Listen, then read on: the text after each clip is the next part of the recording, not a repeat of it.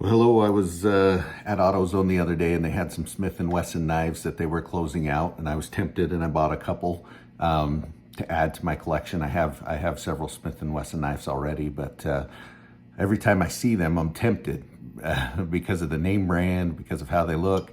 But then when I get them, I somehow always seem disappointed.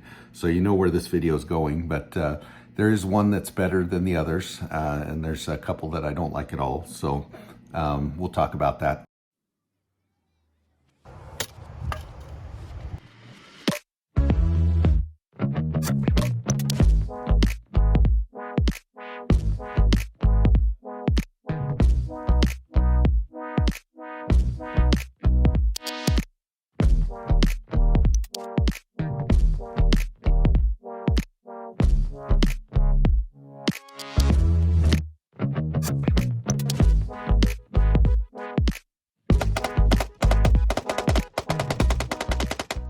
But are Smith& and Wesson knives any good?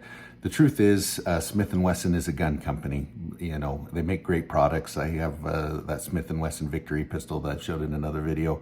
You know, the Smith& and Wesson Shield Plus. They make great handguns, revolvers, classic revolvers, but they're not a knife company. You know, they outsource that to some Chinese manufacturer. You know, doesn't use the best materials. And they're just not great knives. They're budget knives, and you get what you pay for.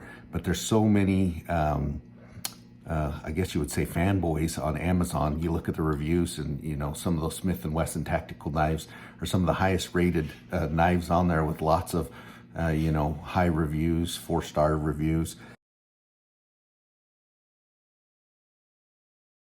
And I just don't get it. You know, I think these people have never held a proper knife, because when you handle one of these Smith& and Wesson knives, a lot of times they're overbuilt, they're heavy, they don't function like they should, and they're kind of cheaply made. So let's get into it. So this is one I bought last year on Black Friday, the Smith& and Wesson Executive Barlow. I think Amazon had it for $13.50 or something like that. Black Friday, they'll probably have it. They'll probably have Smith& and Wesson knives on sale again coming up this Black Friday. It looks nice, you know. I think you got I'm not sure if that's stainless steel or a nickel bolster. You got wood inlaid handles, so it looks nice. But there's a couple problems with it right off. One you notice is the pocket clip. So it only does tip down carry, which is what a lot of Smith& and Wesson knives are.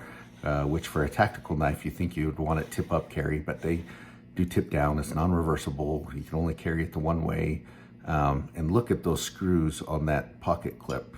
Look how far they stick out. You know, that's something that's going to catch on your jeans.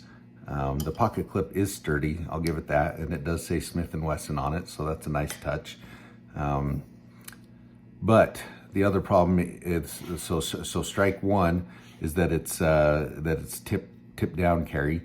Strike two is those screws stick out so far, and then strike three for me is when you're holding it in a pinch grip like this. That pocket clip is right in the way. I mean, you can't get a good grip on the knife because that pocket clip. So I don't love that. Here's another strike. So if you look at that blade, it does not sit in the middle of the knife. You have a bigger gap on one side versus the other side. I'm sure some of that is the liner lock, but a good built knife would sit right centered in between that. Now this is, you know, overbuilt. Look at those thick stainless steel liners. I don't believe they are cut out or hollowed out. They're solid. So you know, solid stainless steel liner locks makes it a heavy knife. It's a nice looking one. I carry it in a suit coat sometimes just to change it up. And who doesn't love a Barlow knife? So we'll talk about the pluses of the knife for a second. It is assisted opening like a lot of Smith& and Wesson knives are. I think it's an 8CR 13 MOV steel, which is a Chinese steel. It's easy to sharpen, easy to maintain. But I do love this nice sheep's foot blade, and it has a hollow grind on it. So it is very slicey. That is probably my favorite thing about this knife is the blade and the blade shape. It cuts very well and it looks great. So I do really like that feature of the knife. The liner lock, I mentioned that is a problem. It is so small and so sharp and so stiff that it makes it very difficult to close this knife. There's not much of a cutout to get to it, and you have to really push on it, which makes it very difficult to close this knife. I have had problems with the opening mechanism where it doesn't quite snap into place or go all the way open. I don't know if the spring is just not strong enough. And then you have the same problem sometimes when you close it, that it doesn't go all the way closed. You have to give it that extra push to get it down in there. It doesn't have a good retention to get it all the way down in there. See how it, without engaging it, there's all that play there. So I don't love it, but I do like the blade and the wood looks nice. But other than that, for $13, I mean, you get what you pay for. It's a step up above a gas station knife, and it is a nice looking knife. So I mean, if you can catch it on sale, I wouldn't go wrong. You can't go wrong with that. Regular price, I think, is somewhere between $20 to $30. And there's better options in that price range. So this is, well, let's do this one first. I bought this one a while back on Amazon. It was kind of an impulse buy. It's called the Benji. And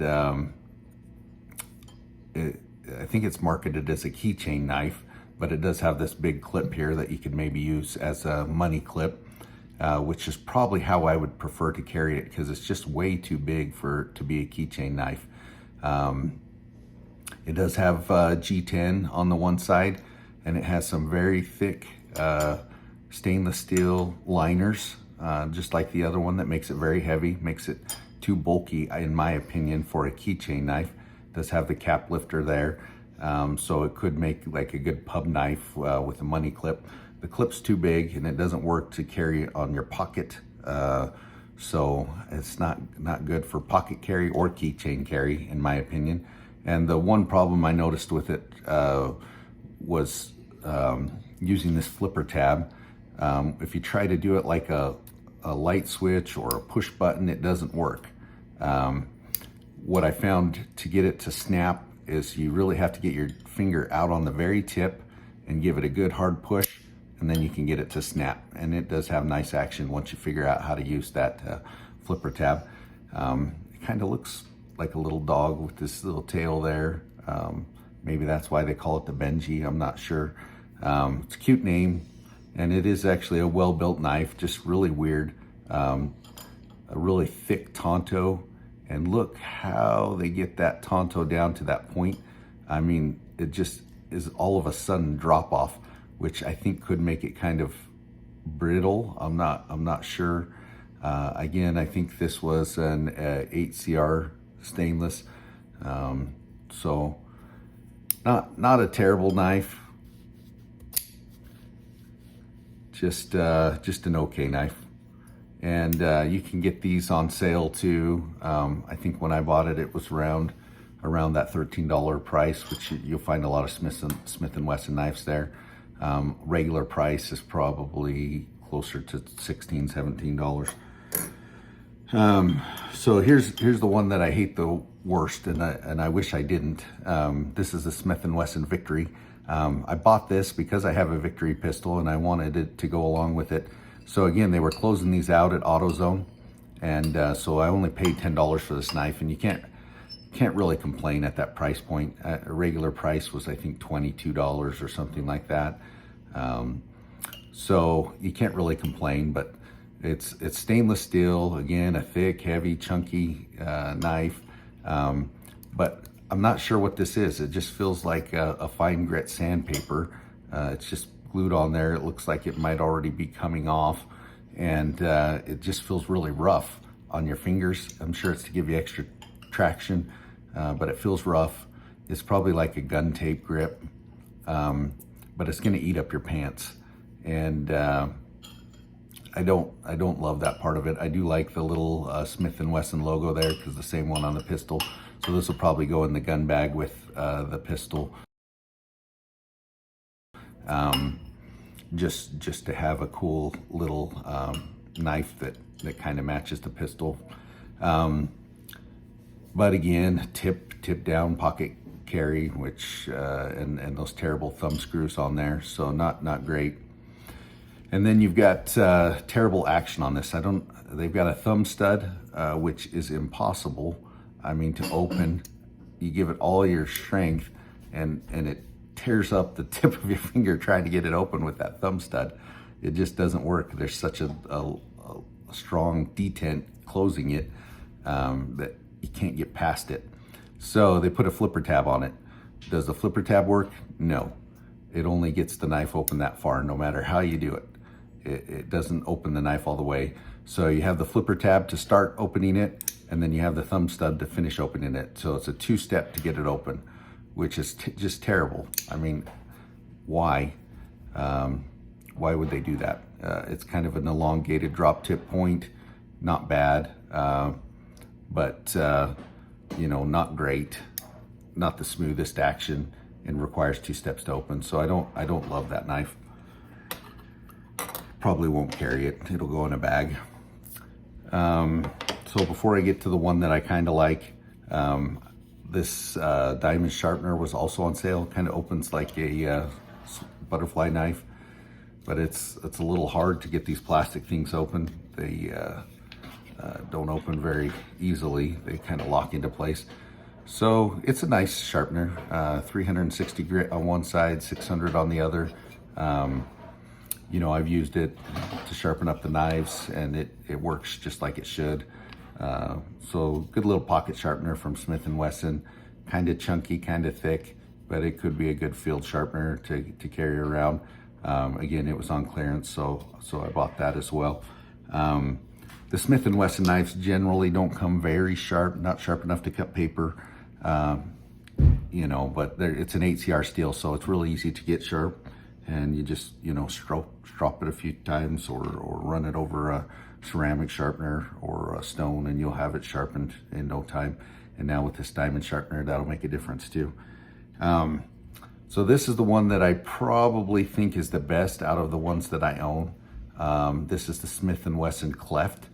And it is an 8CR 13 MOV. It's stainless steel with a G10 inlay. And so it looks nice, it feels pretty nice. It's heavy as all get out, because again, it has solid stainless steel liners. And on top of that, you have a stainless steel outside plate with the G10 inset into it. Why? I mean, why could you just not screw the G10 onto the stainless steel liner and cut some weight off of this knife? It just makes it very heavy. It's gonna weigh your pocket down. The total weight on this knife,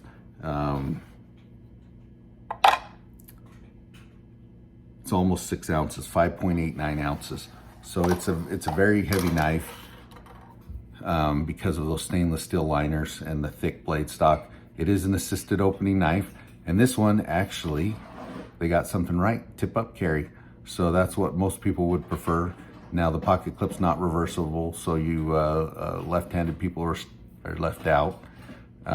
Smith & Wesson, come on. But they do have the screws that stick out. They're not flush mounted, but they don't stick out as far as the other ones did.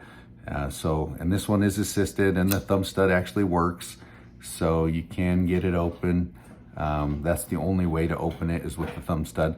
The liner lock is not as stiff as that Barlow, so this one is just better quality. I think it's around $32, $34 full retail. Again, it was on clearance, so I think I paid like $17 for it, $16 or $17. So that's a decent knife for the price. You're getting a good big long blade there, a nice drop point style. It's got a little bit of a swedge there, and very thick blade stock. You can see that. Another reason this knife is heavy. Kind of a saber grind there. It doesn't go all the way up, so it's not going to be super slicey, but it would be a good hard use tactical knife, which is what Smith & Wesson goes for. So I don't love Smith & Wesson knives. You know, in the $20 to $30 range, there are better options of knives you can get. For example, here is a bird knife, which is a subsidiary of Spyderco. Some budget knives that they offer. You know, you get this huge knife that just works like it's supposed to, and is a hard use knife, tactical, could be a tactical knife. And this thing just slices so well. I was out yesterday recalking around some of my windows getting ready for winter, and I had to cut some of the old caulk out, and this thing just did it perfectly. It was so sharp, the point was so cute, and it cut that out. I probably should have been using a razor blade, but this is what I had in my pocket. I got this on sale on Amazon, I think in the $25 range, which is where a lot of these Smith & Wesson knives go for. And it's just, I think that's a better option. Again, Gonzo, another budget Chinese Amazon knife that gets a lot of things right. This is a carbon fiber one that I bought on Amazon. I think it was around $24. And it's got D2 steel, very nice drop point, and the action works on it. If I could get it right, just so much better than those Smith & Wesson knives. It just closes easily.